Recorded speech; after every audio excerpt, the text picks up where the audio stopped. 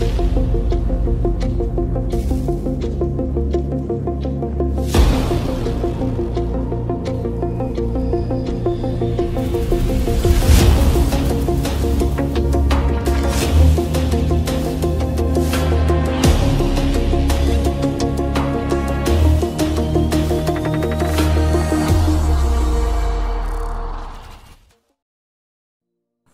warahmatullahi wabarakatuh.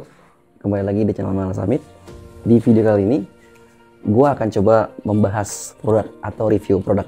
Namun yang berbeda, di video kali ini, gue nggak akan secara teknis membahas spesifikasi ataupun bahan yang digunakan pada produk ini.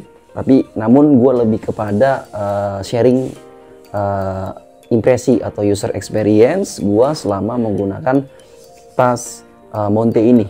Oke? Ini merupakan tas Monte atau backpack Monte seri Raptor 27 liter. Oke. Untuk harganya sendiri ini dibanderol seharga Rp200.000 dengan mendapatkan bonus tote bag ini, atau gampang mudahnya waist bag lah ya. Tentu dari harganya dilihat dari pasaran backpack ultralight ini sudah termasuk backpack yang terjangkau lah ya, atau bisa dikatakan murah. Dari secara dilihat dari bahan ataupun bentuknya ini udah lumayan asik lah, atau enak dilihat gitu. Ini preferensi ya, kalau menurut gua bentuk tas ini kecil, bukan kecil, maksudnya ramping, skinny lah ya, skinny kecil, dia nggak gendut, tapi dia ramping namun tinggi ke atas. Ini ada kelemahan dan ada kekurangannya juga. Kelemahannya dia tidak bisa dimasukkan barang yang terlalu lebar ya, tidak bisa dimasukkan barang-barang atau gear-gear yang terlalu lebar karena memang dimensinya yang tidak begitu luas. Keunggulannya, tas ini terlihat ramping dan tidak gendut gitu. Ini keunggulannya. Dan kalau dari bahan, kalian bisa cek langsung di website Monte atau di media sosial, ataupun lihat langsung di marketplace. Kalau untuk user experience dan impresi gue menggunakan ini, gue gimana ya, memang agak kurang nyaman di bagian mana, di bagian shoulder pad ini ya, di bagian shoulder pad ini. Untuk fitur tas ini Monte memberikan 4 stretch mesh ya, ada di bagian shoulder pad, ada di back panel, ada di bottom, di bawah, dan ada yang di depan. Tentu ukuran paling besar ada di depan. Ini berfungsi untuk menaruh barang-barang atau gear-gear kalian ya, untuk tambahan lah, untuk tambahan kompartemen. Namun yang menjadi kelemahan tas ini ialah yang gue rasakan selama menggunakan ini. Kebetulan gue sudah menggunakan ini satu kali pendakian di Gunung Gede selama trekking durasi 8 jam. Yang menjadi kelemahannya ialah di shoulder pad ini. Shoulder pad ini cukup terasa perih ya. Kenapa gue bilang perih? Karena untuk menggunakan fitur ini, shoulder pad mesh ini, kalian harus mengencangkan bagian torsonya ini nih, hingga kencang agar si shoulder pad mesh ini turun ke bawah, tidak menggantung di area bahu gini. Kan kalau di area bahu tidak dapat digunakan ya. Kalau untuk menggunakannya kita harus mengencangkan dulu, narik dulu bagian adjustment yang ada di sini nih, bagian ini agar kencang gitu untuk bisa menggunakan fitur ini. Dan menurut gua tas ini kurang cocok digunakan untuk orang-orang atau teman-teman yang memiliki tinggi badan yang cukup tinggi ya, misalkan di atas 175 ke atas. Ini kurang cocok kalau menurut gua. Temen gua juga kebetulan memiliki tinggi yang cukup tinggi gitu, kurang nyaman menggunakan tas ini, menggantung shoulder padnya di area bahu. Seperti itu. Namun untuk secara look dan bahan, tas ini sudah oke banget sih kalau menurut gua. Sudah oke banget.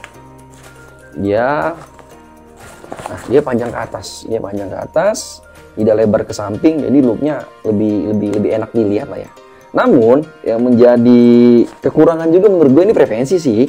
Kalau kalian full packing lebih, jadi tas ini terlihat gede gitu, jadi tidak terlihat kecil.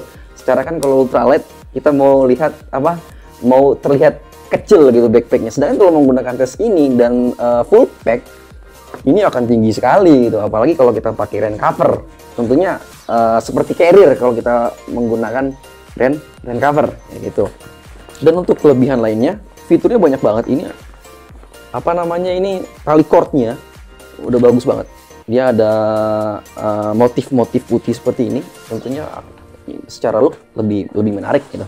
Dan lagi tips aja buat kalian yang mau menggunakan seat pad yang dijadikan sebagai back system di back panel mesh ini. Hal yang pertama yang kalian harus lakukan adalah sebelum packing, kalian harus masukkan ini dulu, seat padnya ke dalam back panel ini. Karena kalau kalian sudah memasukkan packing terlebih dahulu di dalam backpack, baru kalian memasukkan atau memasang seat pad ini, itu kalian akan kesulitan memasukkan ini. Karena apa? Karena dimensinya, tadi yang seperti gue bilang di awal, dimensinya tidak terlalu lebar atau luas ya, jadi kurang gitu. Kalau menurut gue kurang. Kalian bisa lihat ini, bisa dimensi seat pad dengan tas ini lebih lebar dimensi seat pad itu sendiri. Jadi kalian harus pasang seat pad dulu, baru kalian packing kalau kalian menggunakan tas ini. Seperti itu teman-teman. Jadi kalau menurut gua, kalau kalian memang suka yang ramping-ramping, ini bisa jadi pilihan melihat harganya yang cukup murah. Namun jika kalian yang tidak suka tas-tas yang tinggi atau ramping seperti ini, terlebih postur kalian tinggi, gua nggak merekomendasikan tas ini untuk kalian pakai gitu. Seperti apa tadi gue bilang, mesh di shouldernya ini akan menggantung di area bahu, tidak turun ya di dari dada, tidak. Dan stretch meshnya juga ini kurang lentur ya, kurang lentur. Mungkin Monte ini tidak menciptakan atau tidak membuat stretch mesh ini untuk air mineral 600 ml. Muat sih, namun masih gua rasa masih agak terlalu kurang lentur ya. Mungkin bisa menyimpan kayak handphone atau cemilan-cemilan bisa masuk sini. Kalau air 600 ml bisa masuk, tapi perlu effort lah masukin ke dalam pocket yang ada di shoulder ini. Dan untuk kelebihan lainnya ialah tas ini kaku, bisa tegak berdiri seperti ini, bahannya tidak lemes gitu. Ini menurut gua salah satu bahan yang cocok lah digunakan di tas-tas kayak tas-tas mahal aja gitu kan. Biasanya kalau tas-tas yang biasa gitu kan, bahannya nggak kaku gini, dia akan jatuh seperti ini. Jadi packingnya lebih gampang. Namun karena dimensinya kecil, itu juga kita akan kesulitan packing, terutama kalau gear kalian itu lebar. Contoh misalkan gear kalian melebihi lebar dari dimensi ini, itu akan sulit sekali masuk. Seperti itu teman-teman. Jadi begitu teman-teman, sekiranya pembahasan atau review gua atau experience gua dan impresi gua selama menggunakan tas Monte Equipment Raptor 20 Jolly ini. Menurut gua tas ini cukup worth it untuk kalian beli, mengingat harganya yang murah, looknya bagus, fiturnya lengkap, dan bahannya juga yang digunakan bagus. Menurut gue backpack ini worth it lah untuk kalian beli, mengingat harganya yang terjangkau, yang pertama. Yang kedua, fiturnya yang banyak ya, looknya bagus, dan bahannya ini badak tebal teman-teman. Jadi gue rasa ini untuk pemakaian yang lama ini akan awet gitu. Apalagi bagi teman-teman yang jabrah atau yang asal dalam mendaki, yang langsung membanting tasnya atau naruh tasnya asal, gue rasa ini cukup akan tahan lama, akan durable gitu teman-teman. Jadi menurut gue gitu ya teman-teman untuk review kali ini. Kalau suka video ini atau ada rekomendasi barang yang mau dibahas atau direview, silahkan komen di bawah. Terima kasih banyak telah menonton video ini.